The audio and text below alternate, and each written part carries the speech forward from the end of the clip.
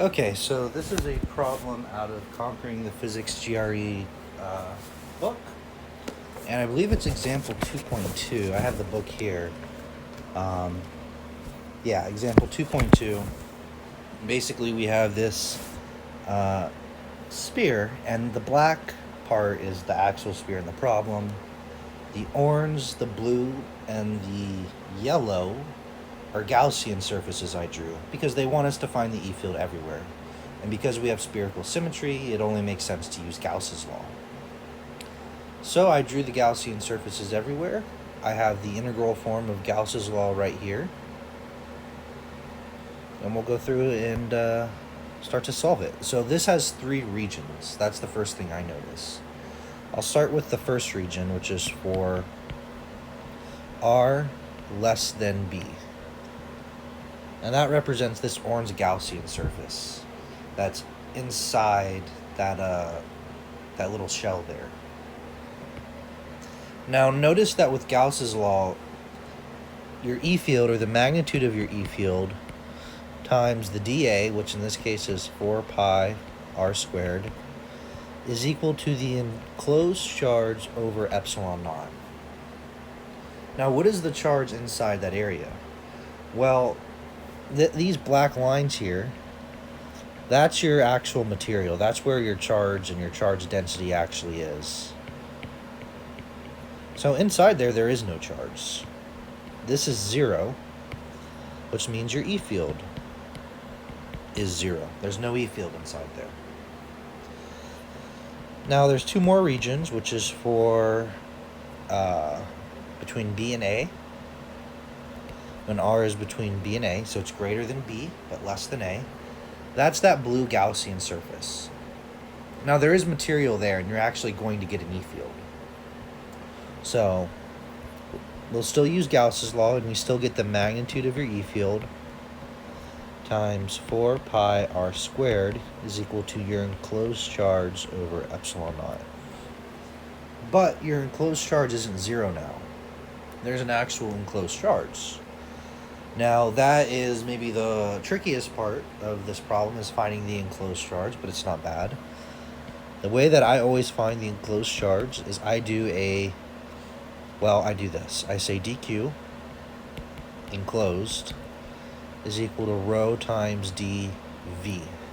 I'm going to use d tau just because in electromagnetism it can get kind of confusing because v is also the potential.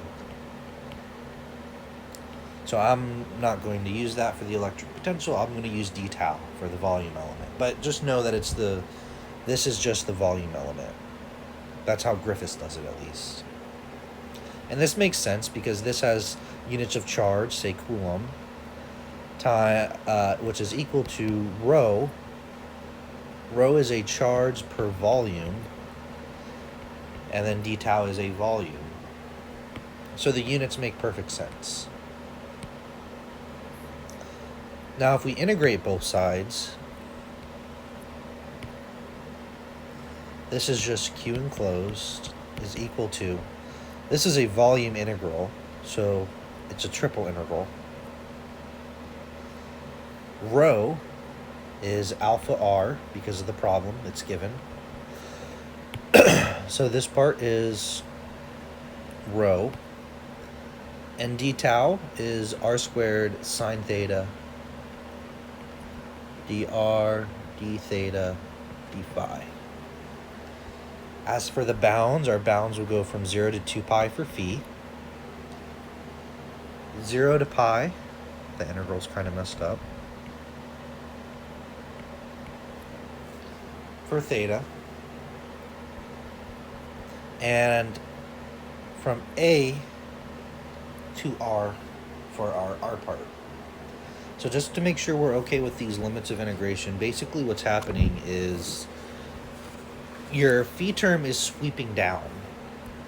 Your phi term is, or I should say, sweeping like this. And then what phi does is it goes from here to here.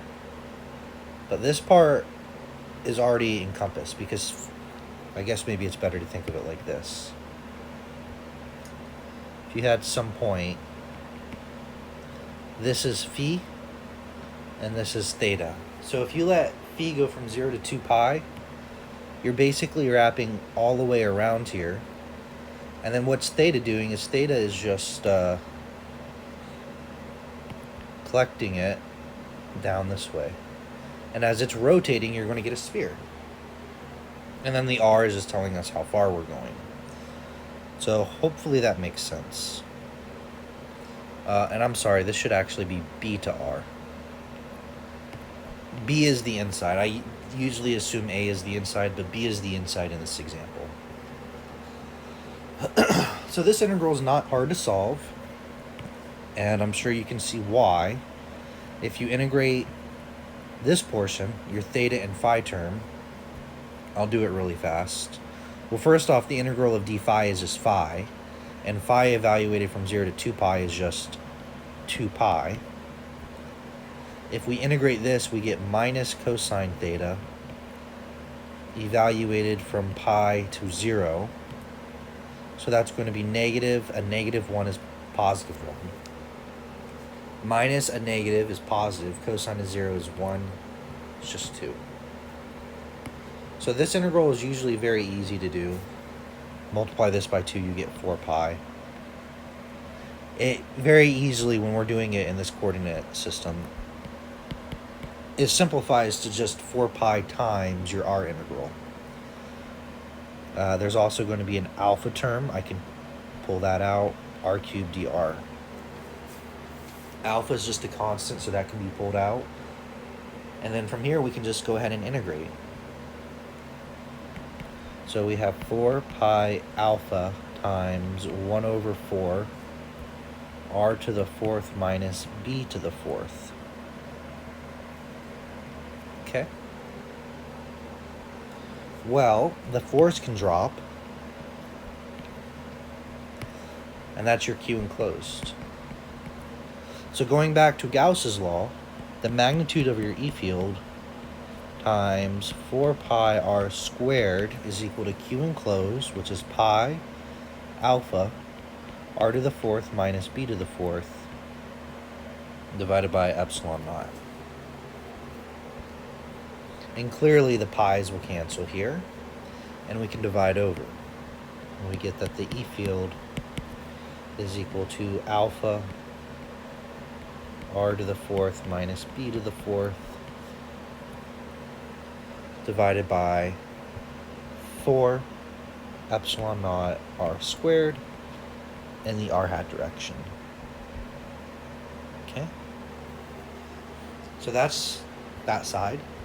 And then we only have to do this again for r greater than b. I think b is the, no, a is the outer one, I'm sorry.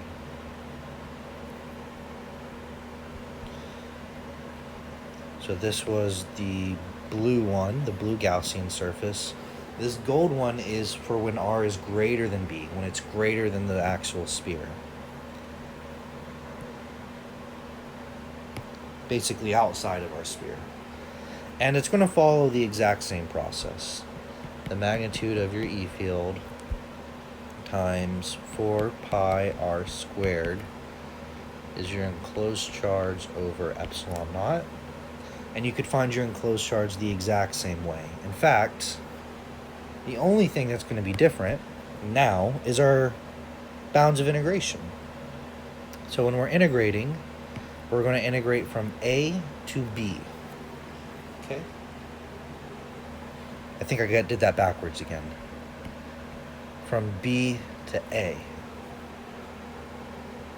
I think that was the way they want it. I think that's the correct way. So we're integrating from A to B, because that's a place where we have our charge, right here. We're integrating, or I guess from B to A, because that's where all our charge is located. I think I just wrote over it. Yeah, we're basically just going to do this integral a little differently for this bounds.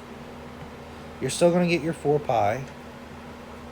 You're still going to get your alpha. The only difference is now this is going to be a to the 4th minus b to the 4th. There will still be a 4, so that'll drop. And then you can set that equal to your we can substitute that into Gauss's law. So I'm just going to do that really quick.